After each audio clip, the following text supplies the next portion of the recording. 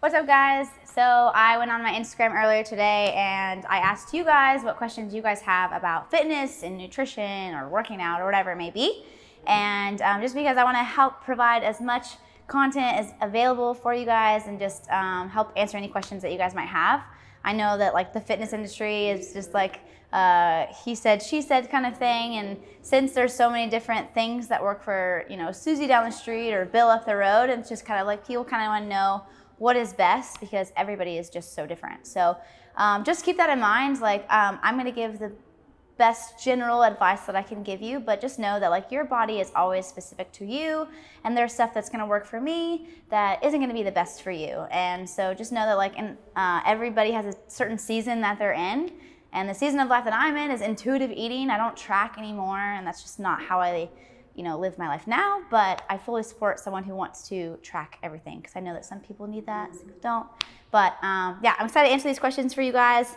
First one I got was, how can I maintain my weight loss? So this one is big because people are, successful at losing weight, and it's like, and then they gain it back, and it's like we always have to go back on a diet, it seems like. Especially since I have worked in gyms that do, challenges for weight loss. It's like we get all these people to look super bomb, and then within 3 months they find themselves having gained either all of the weight back or a good amount of the weight back, or it's just like they just don't understand how to maintain the weight that they lost. So the biggest thing is that people see that dieting, and they see it as dieting and not dieting basically. So they'll join like a challenge. And on our challenge, when I looked at the meal plan, that's why I was really happy with Hardcore Fitness and like the meal plan that they provide during the challenge, because it actually is a very healthy meal plan. And looking at it, my diet, my nutrition off of the challenge didn't look that much different. And that's how I knew this was a good plan. And so that is something to look at. If you look at your daily nutrition, if it is 100% polar opposite than what it is that like a typical healthy meal plan provides, as long as it's giving you an adequate amount of calories, then you might want to look at your overall nutrition and adjusting that accordingly, because it is just, I think, the American way to diet really hard and then just go back to eating cake for breakfast, and then diet really hard and then just go back to it. So it's like we are always in search of that balance, and that is like my biggest passion, is getting people to be able to have their cake and eat it too, and to still work on getting those fitness goals and still lean out but never feel deprived. And so I think the biggest thing is just looking at your overall nutrition. Like you should be eating well-balanced food throughout your entire life. It's not just a temporary thing. If it's a temporary thing, if you want a temporary body, if you want to maintain it, you have to maintain that, that good nutrition. And so, thinking about, it's like the 80-20 rule. A lot of people say, 80% of what you consume should be good, 20% should be, the stuff that you enjoy, whether it's like burger or pizza or beer or whatever it may be, whatever like your drug of choice is. So look at your percentage. A lot of times what I tell people is to spend a week calculating what they eat. So a lot of times people just don't even realize how much they're consuming. And, I see that a lot with clients is I'll have them food journal and they'll think that, they're not eating very much. And then they're easily at, 2,500 calories, and they don't even understand like how they were eating that much. And it's just mindless eating and, a lot of hidden calories and stuff like that. So really look at your nutrition. That is where the basis of it is. And off of that, another big thing is that when people go on these diets is they usually cut their calories too much, and they just, whoever made up this 1,200 calorie number, I just wish that I could strangle them, because that seems to be the number that everyone's like, oh, if I want to lose weight, I'm just going to eat 1,200 calories. And basically what we have is we have our BMR, which is our basal metabolic rate. That is how many calories you burn just living life, not doing anything. You could lay in bed all day and that's how much you burn. So the goal is to get your BMR high as possible. So what people don't understand is that our metabolism is something that we actually can control and adjust. So people will say like, oh, I'm just born with a bad metabolism. No, like genetically speaking, there are people who are prone to burn more, and there are people who are, it depends on your body type. But you can actually increase your metabolic rate over time, and that is through increasing your calories over time. And when you slowly increase them, yes, you will gain a little bit of fat, it will be pretty minimal if done correctly. But then what happens is when you slowly raise your caloric intake, you are raising your BMR because your body is amazing, fascinating machine, and it literally adjusts to whatever it is that you're doing. So if it sees, okay, Bliss is now eating 1,800 calories a day, it's going to slowly adjust to burn that. And then 4 weeks later, when I up it and I'm doing 2,000 calories a day, it's slowly going to adjust to burn that. And so that's what you need to focus on, is finding a good coach who's knowledgeable in how to increase your metabolic rate so they can get you to increase it. That way, when you go to lean out, diet, cut, whatever it is that you want to call it, you don't have to go to this drastic number of 1,200 calories. You can cut down 300 calories, but now your BMR is at 2,300 calories. So in order to lose weight, you're still eating 2,000 calories a day. Okay, and that is how people maintain weight loss, is because 2,000 calories a day is very maintainable. You will not be very uncomfortable dieting at that caloric intake. Whereas if you cut down to 1,200 calories, you're gonna be very hungry. That adds up super fast. So just keep that in mind. Find someone who's very knowledgeable in how the metabolism works, how to raise your BMR, and who understands the science of all of that. Don't just hire, there's a lot of, unfortunately, bad coaches who will just give you a cookie cutter meal plan that's 1,200 calories because they just don't understand how macros work and how the metabolism works and stuff like that. So think about that. Find someone knowledgeable, get them to raise your BMR, and that will definitely help you, maintain weight loss, fat loss for life. Next question I got was, do you count macros and do you like it? So I counted macros for a long time. I truly feel like it is one of the best ways to lead into intuitive eating, which is what I do now. So I intuitively eat. I don't eat, I just eat to satisfy. So what's great is, since I counted macros for so long, I have a really good idea of when I look at something, I can pretty much give a good guesstimate of how many carbs, fat, and protein, which is what macros are, carbs, fat, and protein, is in that meal, okay? And that is the source of all the energy that we consume. And with that being said, carbs and protein are 4 calories and for every gram, and fat is 9 calories for every gram. And so with that, I can also assume how many calories are going to be in a meal, which is super important to do. And so since I did that for so long, I just kind of know what my body functions well on. And I also am not naive when I go to eat out or to eat something, and I understand, okay, this is very calorie dense, this is, not, whatever it may be. And so just think about that. I love macros and I love counting, but I'm just not in that season anymore because it is a lot of work. You have to measure everything, and at first it's super annoying. I'm actually back to doing it right now because I am doing the challenge, the 60-day challenge with my team, and because I just want to be in this with them. I'm back in the game, and I will tell you, the first few days that I was doing it, I hated it. I was like, wow, I'm so glad I don't do this anymore because it is monotonous and annoying. But I will say, it's been 5 days now, and I'm already back to, I've adjusted to it. You really adjust to everything that you do.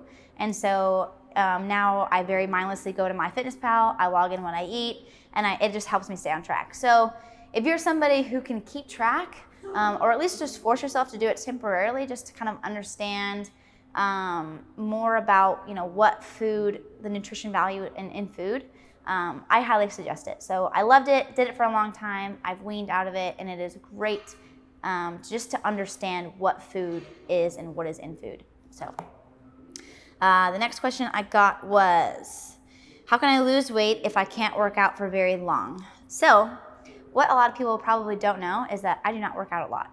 I used to work out a ton, and 2 to 3 hours a day, 6 to 7 days a week. I was like team no rest, and just was like balls out in the gym, we just have to just work out all the time, and that's what makes, that's what will get me this physique or whatever it may be. And as fun as that was, my body wore down, and it's just not something that is maintainable for a long period of time. And what I also noticed was that I had a lot more injuries back then. And so my workouts now are usually 40 minutes long.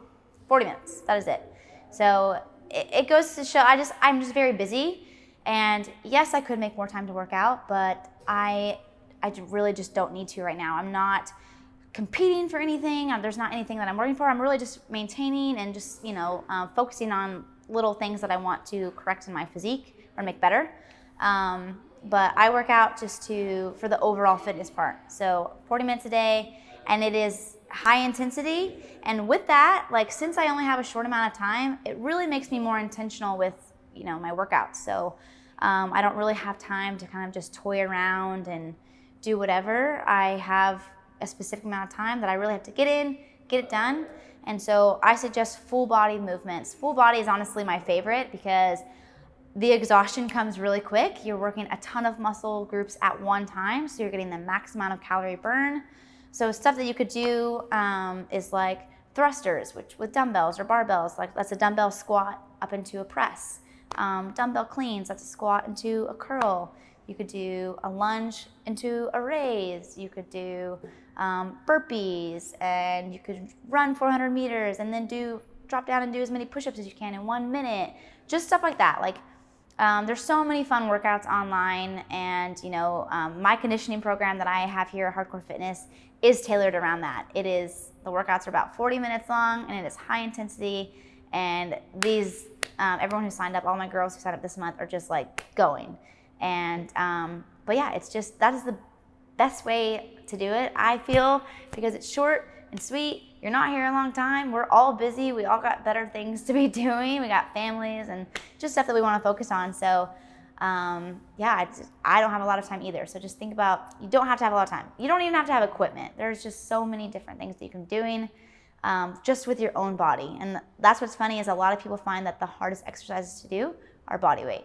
For me, one of the hardest exercises to do is push-ups. I struggle so hard with push-ups.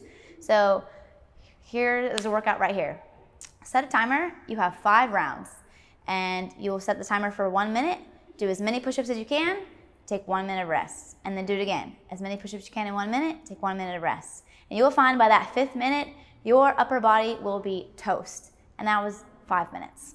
You could do that before you go to bed if you haven't done anything for the day. Sometimes I do stuff like that if I didn't get a chance to work out, just so I feel better about getting some kind of movement. But then you will literally wake up and your chest will be sore, and people come in, they try to do like a 2-hour chest workout. So just think about like efficiency. What can you do the max amount of reps in like the least amount of time to get the best? And next work I had was best exercises for bad knees.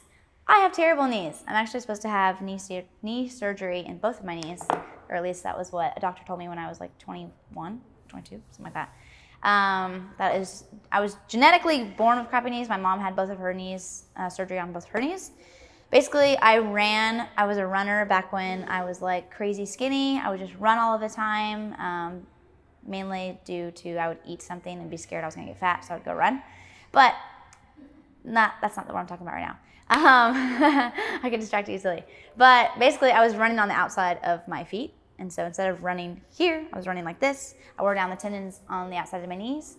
So running is really not my thing. It puts a lot of stress on my knee, any high impact exercises. So if I go to do a box jump, I have to do a height that I can land softly on. I can't hop off of anything. If I just hop off the box once, my knees are shot and they'll ache for 2 days. So I totally understand bad knees, and I promise you there are so many things that you can do for bad knees. Kettlebell swings. That is a great posterior chain exercise, and also it will get your heart rate up so quickly. So because you're hip hinging and you're driving your hips through, so you're working your hamstrings, your glutes, your lower back, and then your heart rate is shooting up. So that is definitely one of my favorites.